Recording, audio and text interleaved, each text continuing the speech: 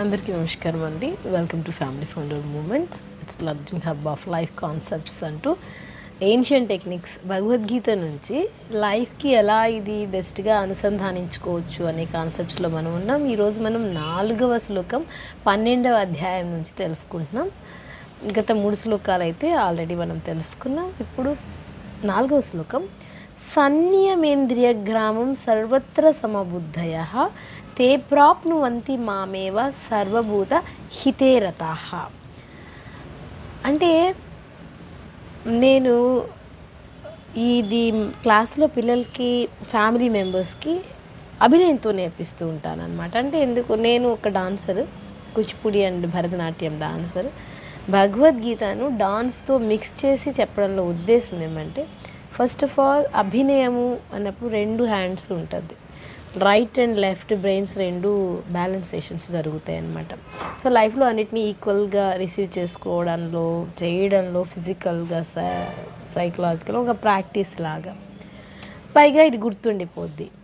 So ఇవన్నిటి వల్ల మనం దీన్ని అవలంబిస్తున్నాం. ఇప్పుడు సన్నియమేంద్రియ గ్రామం అంటే ఇక్కడ నేను పంచేంద్రియాన్ని చెప్తున్నాను.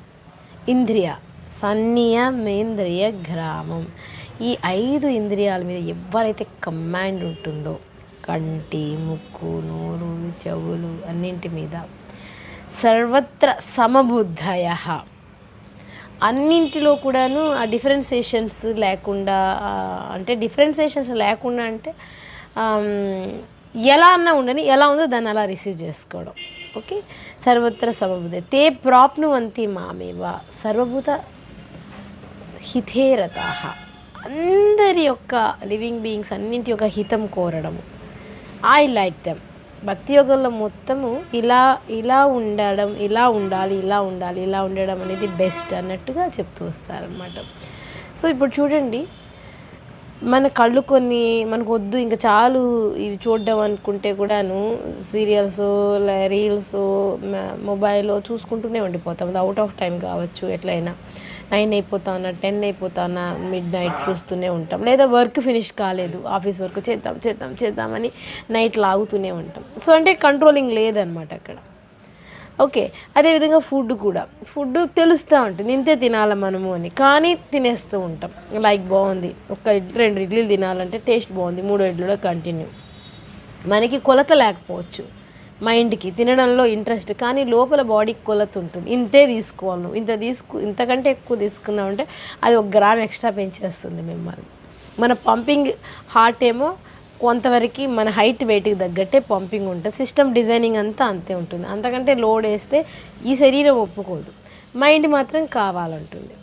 సో ఈ శ్లోకంలో ఏం చెప్తున్నారంటే, ఇలాంటి పంచేంద్రియాల మీద కమాండింగ్ ఎవరికైతే ఉంటుందో they are very good, I like them అని ఒక డివైన్ ఎనర్జీ మెసేజ్ ఇస్తుంది అనమాట. ఫార్మ్ ఆఫ్ కృష్ణ రూపంలో, సింబల్ ఆఫ్ డివైన్ ఎనర్జీ మనకు చెప్తున్నటువంటి విషయం అది.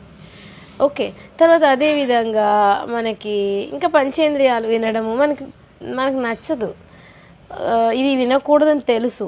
టూ మచ్ ఆఫ్ నెగిటివిటీస్, ఎక్కువ టూ మచ్ ఆఫ్ సౌండింగ్స్, భయంకరమైన భయాందోళనకరమైన సౌండింగ్స్, అది మన సీరియల్స్లో కావచ్చు, సినిమాల్లో కావచ్చు, లేదా ఈవెన్ న్యూస్ల్లో కూడాను ఒక భయంకరమైన సౌండ్స్ తోటి ఇంకేమవుతుందో నెక్స్ట్ అనేసి ఆ ఫినిషింగ్ చేయడం కూడా వాళ్ళు అట్లే ఒక టెన్షన్లో ఫినిష్ చేసేస్తూ ఉంటారనమాట. దానివల్ల నెక్స్ట్ చూడాలి అన్నట్టు. సో మనం ఆ నెక్స్ట్ కోసం అనేసి ఆ టెన్షన్ అట్లే భరించి దాన్ని అట్లే కంటిన్యూ చేయాలని చూస్తూ ఉంటాం. సో ఆ టెన్షన్ఫుల్ ఎన్విరాన్మెంట్ క్రియేషన్ ఇది కాదు, ఇట్స్ నాట్ గుడ్ అన్నా కూడాను మన చెవులు దాన్నే ఇష్టపడుతూ ఉంటాయి. ఇది ఇష్టపడచ్చు, లోపల సెల్స్ మనకి సపోర్ట్ చేయదు. ఎందుకంటే ఇది దశతో నిర్మించబడినటువంటి ఒక స్ట్రక్చర్. ప్రతి వస్తువు ఎలా డిజైన్ చేయబడి ఉంటుందో అలాగే ఇది డిజైన్ చేయబడినటువంటి ఒక వస్తువు లాంటిదే. సో దీనికి ఒక లిమిటేషన్స్ ఉంటుంది. We should understand.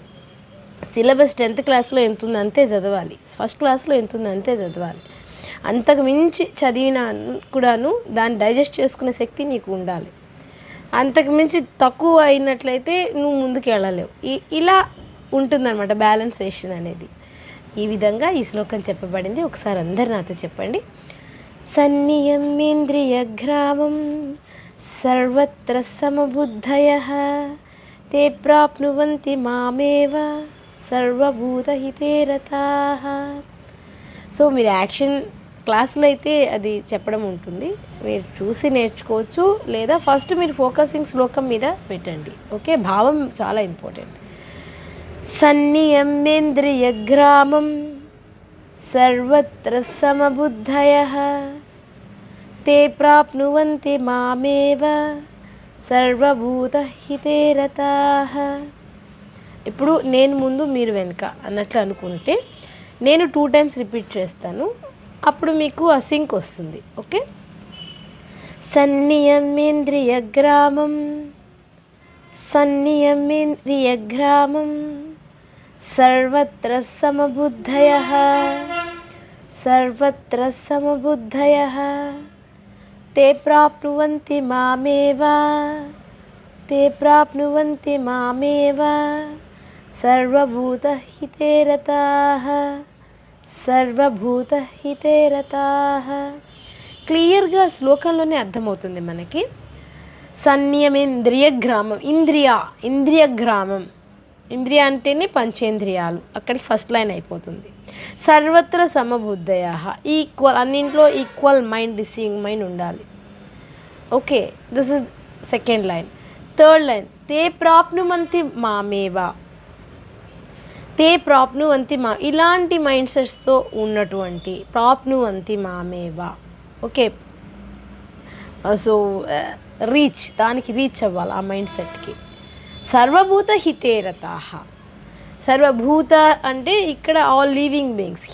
హిత మీన్స్ దానికి మంచి జరగాలనేటటువంటి ఒక విష్. ఇలా చేయడం అనేది బెస్ట్ వే అని 4th శ్లోక 12th చాప్టర్లో చెప్పడం జరిగింది. ఈ వీడియో కనుక మీకు నచ్చినట్టయితే ఈ వే ఆఫ్ లైఫ్ ఎడ్యుకేషన్ మన లైఫ్లోకి, మన ఫ్యామిలీలోకి ఎలా మలుచుకొని అడాప్ట్ చేసుకొని ఈ సబ్జెక్ట్ని బెస్ట్ చేసుకొని ముందుకు వెళ్ళాలి అనుకుంటే మీరు నన్ను సంప్రదించవచ్చు. లింక్స్ అవి మీరు మెసేజ్ చేయవచ్చు. గీత అని మీరు మెసేజ్ చేస్తే డీటెయిల్స్ మీకు తెలియజేయడం ఉంటుంది. అండ్ ఇది నచ్చినట్లయితే షేర్ చేయండి అందరికీ. ఈ నాలెడ్జ్తో మనం ముందుకెళ్దాం. Thank you so much. Have a great day. Happy family life. It's family time. Thank you.